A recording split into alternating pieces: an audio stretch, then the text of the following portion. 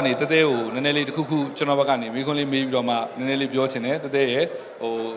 မှတ်သေးရဲ့ပေါ့နော်ဆိုတော့ကျွန်တော်တို့အရှိမှပြောပြီးတော့မှကျွန်တော်မိခွန်းဖွင့်ပေးမယ်ပေါ့နော်ပထမဆုံးအနေနဲ့တသေးပေါ့နော်ဟိုစားတသေးအနေနဲ့ဒါအသက်16 14နှစ်လောက်ကနေနုပညာလောကကိုစရောက်တယ်လို့သိရတယ်ပေါ့နော်ပြီးတော့16နှစ်လောက်မှာဒါဒီပြိုင်ပွဲတွေစပြိုင်နေပြီ18နှစ်လောက်မှာဆိုရင်ဒါ international state ပေါ်ကိုတည်းကသွားနေပြီပေါ့နော်ဆိုတော့အခုဆိုရင်တော့ဒီ19နှစ်ဝန်းကျင်ဒါဖြစ်လာပြီပေါ့နော်ဆိုတော့အဲ့ဒီအသက်အရွယ်ကပုံဝင်လင်းပြောရရင်ဒါကလေးပဲရှိသေးတယ်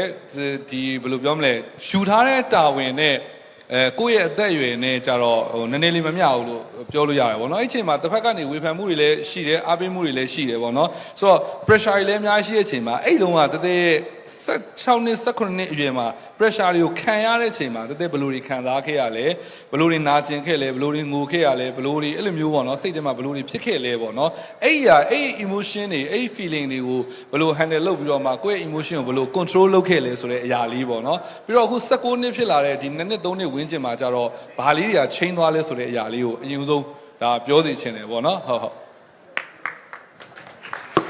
်ကျေးဇူးပါဆရာမေးပေးလို့တတဲ့ဒီခုနဆရာပြောခဲ့သလိုပါပဲတတဲ့ဒီလောကတွေကိုပေါ့နော်လုပ်ငန်းကိုစပြီးတော့လုပ်တဲ့အချိန်မှာတဲ့အသက်ကတော့14နှစ်ပါအဲ့ကာလအတွင်းမှာတကယ်တော့တတဲ့ရဲ့ဘဝမှာ model တယောက်ဖြစ်ရမယ် miss တယောက်ဖြစ်ရမယ်တရုပ်ဆောင်တယောက်ဖြစ်ရမယ်ဆိုတဲ့အိမ်မက်တစ်ခုတည်းမှမရှိခဲ့ပါဘူးဒါကိုဖြစ်ချင်လို့ဆိုပြီးတော့စူးစမ်းခဲ့ရဆိုတာထက်ကံတရားအရာမှာဖြစ်လာတဲ့ဟာကိုတတဲ့အကောင်းဆုံးစူးစမ်းခဲ့တာပေါ့နော်14နှစ်မှာတကပုံမှန်တိုင်းပြောရမယ်ဆိုရင်တော့တို့ပုံမှန်အဲ့အရွယ်မှာpoacher တွေကအရန်ခန္ဓာကိုယ်ကကုန်းနာတွေပါဖြစ်တဲ့အချိန်မှာမေမေတို့က poacher မှန်ယုံပဲဒီလိုမျိုး modeling class တစ်ခုကိုပို့လိုက်တာပေါ့နော်လက်ပြင်လေးမှတ်သွားရုံလောက်ပဲဆိုပြီးတော့ပို့လိုက်တဲ့အချိန်မှာဒါပေမဲ့ကိုယ်ကန်တရားရွေးချယ်တဲ့အပေါ်မှာတော့အဲ့ရနေစပြီးတော့ဒီ modeling line ဘက်ကိုတည်းစပြီးဝင်ခဲ့တယ်16နှစ်မှာလည်းအဲ့လိုပဲကန်တရားကြောင့်ပဲတည်း miss ပြိုင်ပွဲကသူ့ဟာသူလာခေါ်တဲ့ဟာကိုတည်း join လိုက်တဲ့ဟာမျိုးပဲဆိုတော့ join ပြီးသွားတဲ့အချိန်မှာမှတဲ့အရင်ကတည်းကတခုတော့ရှိတယ်တဲ့အလုပ်တစ်ခုကိုလုပ်ရင်အဲ့လိုအကုန်လုံးကြားထဲမှာထူးချွန်ခြင်းနဲ့ထက်မြက်ခြင်းနဲ့ဒါကတော့ငငယ်ကလေးကတည်းရဲ့ပြောရမယ်ဆိုရင် behavior တစ်ခုလိုမျိုးပါလာတယ်ပေါ့နော်အဲ့ဒါကိုလည်းရိုက်သွင်းပေးတာကတော့ဖေဖေနဲ့မေမေပေါ့တည်းငငယ်လေးကလေးကသူငယ်တန်းတစ်တန်းနှစ်တန်းနှစ်မှာကလေးကမေမေတို့ကဒီစာဆိုလဲတေချာလုံးရမယ်တေချာတော်အောင်လို့ဆိုရဲအုံနောက်တစ်ခုကို mindset ထဲမှာထည့်သွင်းပေးလိုက်တဲ့အချိန်မှာနောက်ပိုင်းဒီလိုမျိုးဖြစ်လာတဲ့ဟာရဲ့ feeling ကိုကြိုက်လာတယ်တဲ့အနေနဲ့ဒီ class ထဲမှာဒီတစ်ခေါက်မှာတော့first ရသွားတဲ့သူကတဲစုငိမ့်ဆိုအကုန်လုံးရှိမှအဲ့ခုံကိုကြိုက်သွားတဲ့ခါမှာနောက်ပိုင်းမှာမေမေတို့ဘက်က force မပေးလဲတဲ့လောက်တက်လာတယ်အဲ့လိုမျိုးဆိုတော့တဲ့16နှစ်မှာစပြီးတော့ဒီ miss ပြိုင်တဲ့အချိန်မှာပြိုင်ပြီးကိုယ့်ဘက်ကစလုပ်ပြီးဆိုတဲ့အချိန်မှာငါအကောင်းဆုံးဖြစ်ရမယ်ဆိုတဲ့စိတ်တစ်ခုပဲတဲ့အုံနောက်ထဲမှာရှိတယ်ပေါ့နော်တဲ့မှာနုပညာမျိုးလည်းမရှိဘူးရှေ့ကနေပြီးတော့လမ်းပြပြီးတော့ပြောပေးမဲ့ဘေးချင်းမှာအဲ့လိုမျိုးပေါ့ဆွေမျိုးသားချင်းမရှိဘူးဒါပေမဲ့တဲ့ဆရာကောင်းတွေနဲ့တွေ့ခဲ့ပါတယ်တွေ့ခဲ့တဲ့အချိန်မှာတော့ပြိုင်ပွဲအတွင်းမှာတဲ့တော်တော်လေးတော့ဝ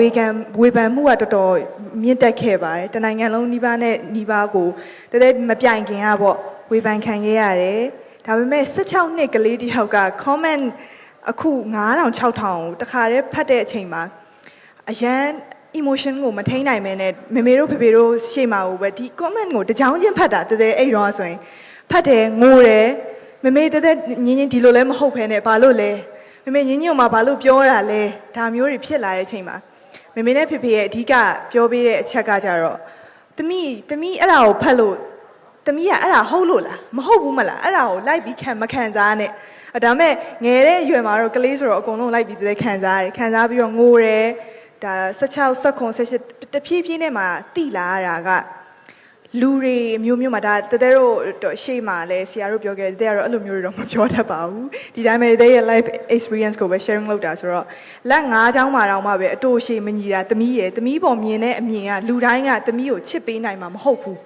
ဒါကိုလက်ခံနိုင်ရမယ်ကိုယ့်ဘက်ကလိုအပ်ချက်ရှိနေတာကိုလည်းကိုကမြင်နိုင်ရမယ်ဆိုတဲ့အချိန်မှာတဲ့ကြည့်ရဟာမှာ comment တွေမှာ back comment များပေမဲ့ဒါတွေကကိုယ့်အတွက်ကောင်းစေအောင်လို့လမ်းပြပေးတဲ့လူတွေတဲ့ positive thinking အနေနဲ့တွေးလိုက်တဲ့အချိန်မှာသူတို့ပြောတဲ့ဝေဖန်မှုတွေတဲ့အတွက်ခွန်အားဖြစ်လာတယ်ဒါကတော့ပြိုင်ပွဲမပြိုင်ခင်တဲ့အရန် blame ခံခဲ့ရတဲ့အချိန်ရပေါ့နော်အဲ့ဒီအချိန်မှာခွန်အားဖြစ်လာတဲ့အချိန်မှာလိုအပ်ချက်တွေကို မကောင်းတဲ့ဘက်ကနေထောက်ပြပေးပေမဲ့ကိုကအကောင်းတဲ့စိတ်နဲ့မြင်လိုက်တဲ့အချိန်မှာအရာရာကိုယ့်အတွက်ခွန်အားဖြစ်လာတယ်ပို့ပြီးတော့စူးစမ်းခြင်းစိတ်ဖြစ်လာစေတယ်ပေါ့နော်ပြီးတဲ့အချိန်မှာလည်းပြိုင်ပွဲပြီးတော့လည်းဒီလိုပါပဲတဲတဲကိုအားပေးကြတဲ့လူတွေအများကြီးရှိတယ်လို့ဝေဖန်ကြတဲ့လူကလည်းဒူးနေတယ်ပဲပေါ့နော်တော်တော်များခဲ့ပါတယ်ဒါတွေအကုန်လုံးပေါ်မှာကိုယ့်အတွက်ပြောရမယ်ဆိုရင်ကိုယ်တိုင်ကဆရာခုနကပြောခဲ့တယ်လို့ပဲ social media ကိုဘဝတစ်ခုဖြစ်မသုံးအသုံးမချဘဲနဲ့ဒီ social media ကိုပဲကိုကခုတုံးလုပ်ပြီးတော့ကိုယ့်အနေနဲ့လှုပ်ထိုက်တဲ့အရာတွေကိုပဲလှုပ်ဖြစ်တာများပါတယ်နောက်ပိုင်းကျတော့တဲတိလာတာကတော့အခုမှတော့နည်းနည်းလေးကိုယ့်ရဲ့ emotion ကိုလည်း handle လုပ်ဖို့တေချာလေးပို့ပြီးနားလည်လာတယ်ပေါ့နော်အရင်တော့ကတော့အဲ့လိုတခုခုဆိုရင်အိမ်ပြန်ရောက်ရင် comment ဖတ်ပြီးတော့ငိုခဲ့တာပေါ့နော်ညတွေလည်းတော်တော်များခဲ့ပါတယ်မနေ့မိုးလေးမျိုးလုံးတွေကရောင်အလုပ်ကိုသွားရမယ်ဆိုရင်အဲ့လိုမျက်စိကဖွင့်လို့တော့မရလောက်အောင်ရောင်နေမေမေတို့ဆိုရင်တိပြီး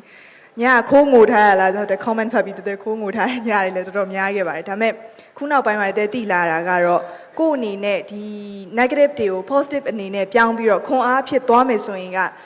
ကိုလည်းယုံကြည်မှုရှိဖို့တော့လိုတာပေါ့နော်ဒါဘေးနေရာမှာမဆိုတော့ကိုယုံကြည်မှုရှိတယ်ဒါ stage ပေါ်မှာတက်တယ်ဒါပုံမှန်တိုင်း back stage တွေမှာနေတယ်ပုံမှန်တိုင်းလူတွေနဲ့ပြောဆိုတဲ့အခါမှာဒါကလေးတယောက်လိုပဲနေပြတာများတယ်ပုံမှန်လိုလေးပဲစကားပြောတယ်ဒါပေမဲ့ stage ပေါ်တက်တိုင်းဒါအုံနောက်ထဲမှာတစ်ခုပဲရှိတယ်ကိုယုံကြည်မှုရှိတယ်ကိုဘာလုပ်နေတယ်ဆိုတာကိုသိတယ်ဆိုရယ်ယုံကြည်မှုတစ်ခုနဲ့ပဲဒါပွဲတွေမှာလည်းပြိုင်ခဲ့တာပဲဆိုတော့အခုနောက်ပိုင်းသိလာရတာကတော့အကောင်းမြင်စိတ်နဲ့ပဲကြည်တာများပြီးတော့ကိုလည်းဆက်ပြီးယုံကြည်မှုရှိနဲ့ဆက်ပြီးတော့ရှောက်လန်းနေပါတယ်ဟုတ်ကျေးဇူးပါဟုတ်ကျေးဇူးပါတကယ်ပြောတဲ့စကားကိုအနည်းပြန်ချုပ်ရမယ်ဆိုရင်ဘယ်တော့ငယ်တဲ့အချိန်မှာဒါတိတ်မထိန်ချုပ်နိုင်ဘူးအဓိက comment တွေ negative comment တွေကကိုယ့်ကိုထိခိုက်စေတယ်နောက်ပိုင်းမှာအဲ့ဒီအောင်တွန်းအားဖြစ်ပြောင်းတယ်ကိုယ့်ကို control လုပ်ပြီးတော့မှဒါတဖြည်းဖြည်းပြောင်းလဲလာတယ်ဆိုတော့ okay အဲ့တော့